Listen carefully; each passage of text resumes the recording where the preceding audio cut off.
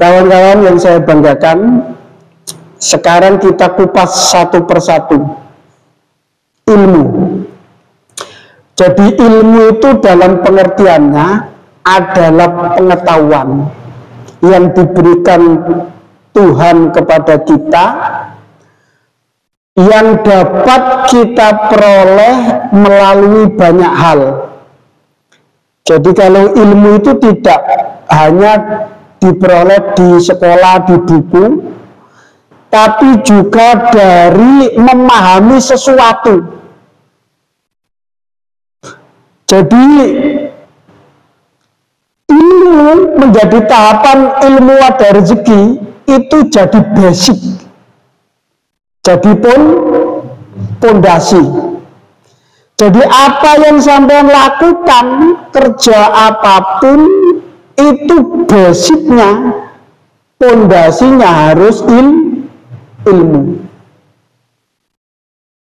Jadi ilmu ada rezeki itu harus ilmu yang jadi basic. Kalau tanpa ilmu, sulit untuk menggerakkan apa saja, sulit untuk memberikan nilai apa saja. Nah, ilmu inilah yang menjadikan ilmu itu kan sebenarnya gen kita. Ketika Nabi Adam dijadikan khalifah, itu kan banyak makhluk yang protes. Kok Adam yang dijadikan? Nah, Adam dijadikan sebagai khalifah itu adalah dasarnya ilmu.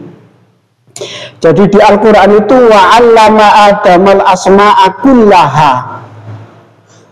Jadi Allah mengajarkan kepada Nabi Adam itu seluruh nama-nama, pengetahuan apa yang ada di dunia ini diajarkan pada Nabi Adam.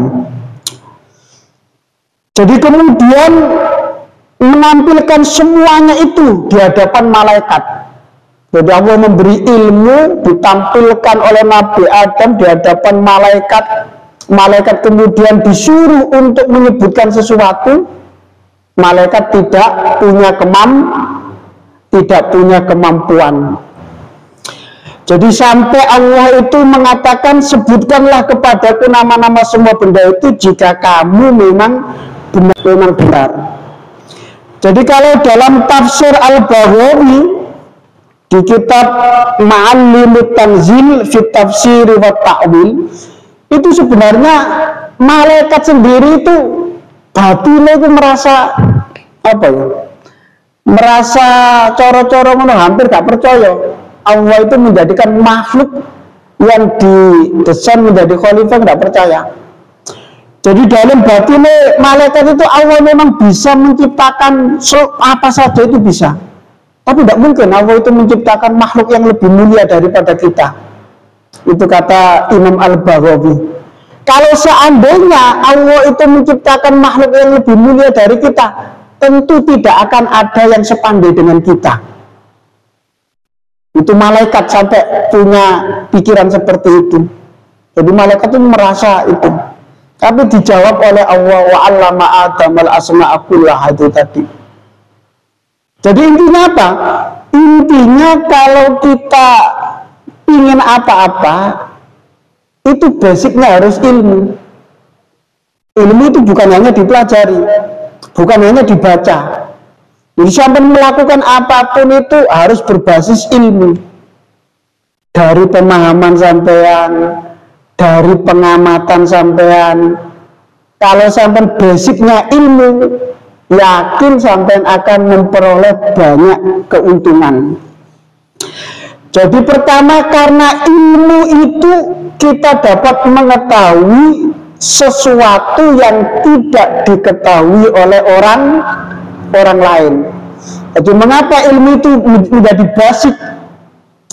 Karena kalau kita punya ilmu, berarti kita itu mengetahui sesuatu yang orang lain tidak ketahui. Maksudnya ilmu ini ilmu dalam berbagai apa saja. Kalau sampai misalnya degan, misalnya Mas Agus degan, jadi basicnya itu harus ilmu, teman. Sampeyan harus amati degan sing warnane iki kok piye, bentuke ngene piye, terus kukute ngene iki sik ana tagak ta lepas tinggal glondongane, gak ana cabutane iku bedane kok piye.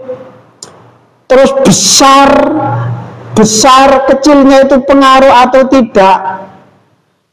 Itu baru pemahaman terkait dengan bendanya. Belum lagi terkait dengan di luarnya.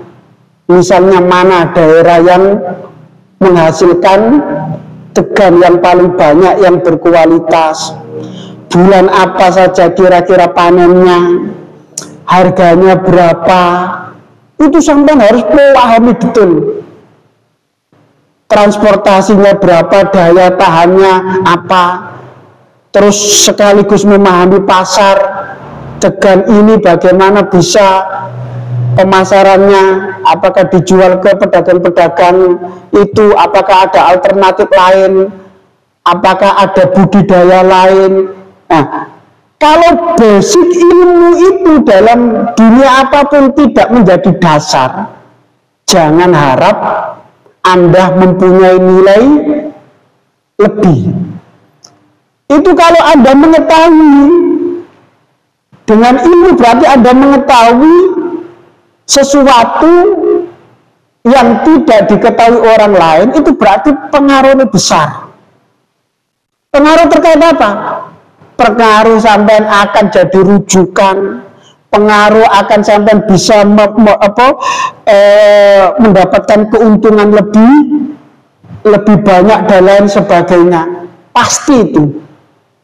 Jadi jangan melakukan apapun kalau tidak berbasis ilmu. Mulanya ilmu itu jadi tahapan pertama dalam ilmu wadah rezeki. Pedomannya harus ilmu. Ya bisa membaca, bisa memahami, bisa meneliti. Jadi sampean apapun, jualan apapun, produk apapun, bahkan seandainya sampean bekerja dalam bidang jasa, itu basicnya harus ilmu. Termasuk misalnya sampean tadi ngonoi lipat kertas ya, itu kalau basicnya ilmu. Intinya apa? Segala sesuatu itu harus berbasis ilmu. Kok ono sing gawe kratindang ya, kok ono gawe apa?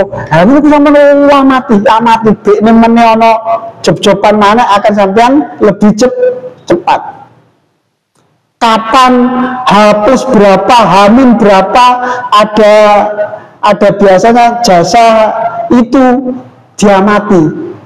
Jadi artinya ketika kita dapat sesuatu, itu bukan hanya sekedar kita datang, bukan hanya kita sekedar melakukan, tapi ketika itu datang pada kita, pikiran kita, pemahaman kita itu harus langsung bunderno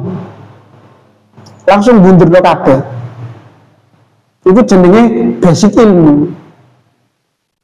Nah, banyak orang kerja, banyak orang melakukan sesuatu, banyak orang memproduksi sesuatu, itu gagal karena tidak berbasis ilmu. Karena ilmu itu yang membedakan.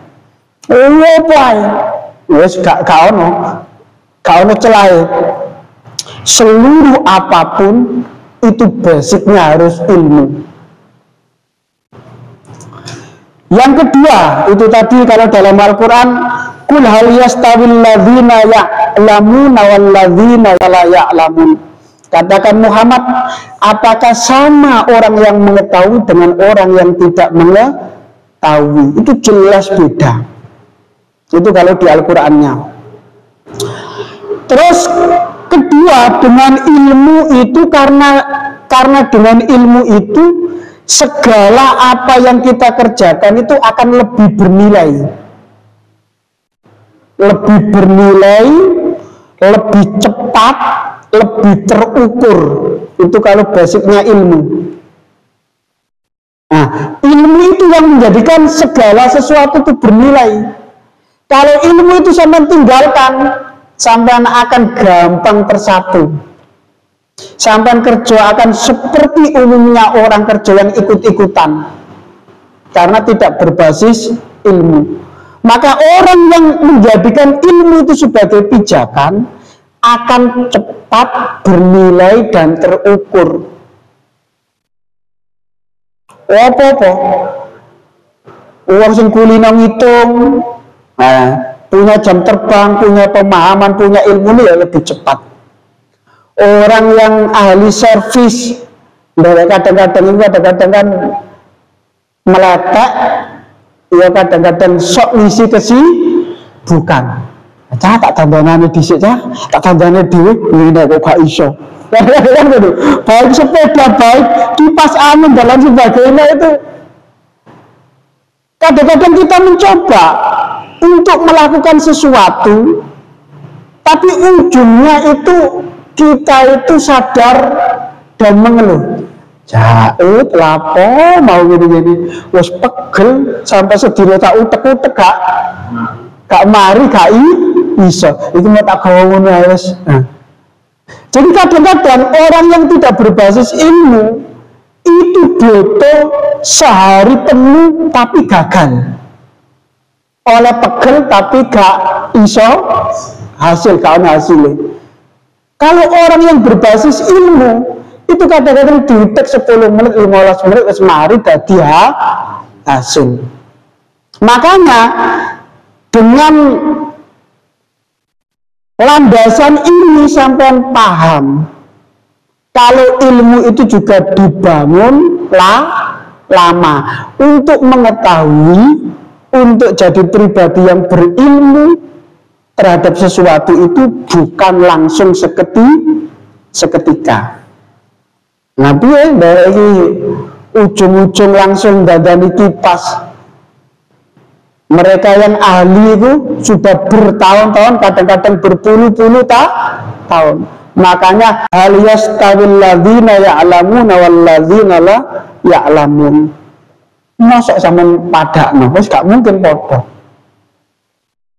Nah, pengalaman-pengalaman apa yang sampean amati, sampean pahami, sampean cari ilmunya, informasinya itu kalau bertahun-tahun sampai jadikan itu akan menggumpal, membentuk diri sampean menjadi sesuatu yang bernilai.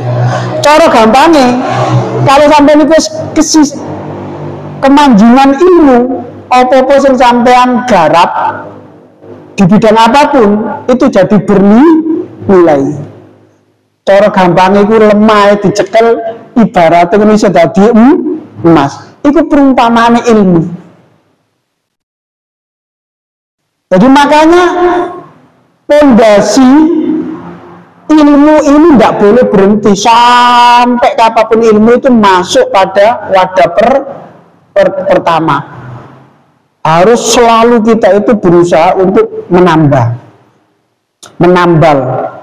Ada kepinginan itu untuk kepingin iso, kepingin memahami. Itu cirinya wong sukses itu ngono. Kalau gampang putus asa, merasa puas, merasa cukup, yakin gak lama dia akan tergilas. Nah, dia akan terjungkal. Termasuk apa? Ya kabeh dielmoni, ya dia yang perlu dielmoni. Sampai saya bayangkan yang sampai sampai utang bank ya perlu dielmoni. Sampai turu barang ya harus dielmoni. Ya apa? Jadi sama ngaji wadah rezeki ini basicnya harus ilmu. Meskipun zaman secara formal sudah tidak sekolah, sudah tidak mondok, tapi ilmu itu jangan sampai putus dalam kehidupan sampean. Karena segala sesuatu itu basicnya harus ilmu.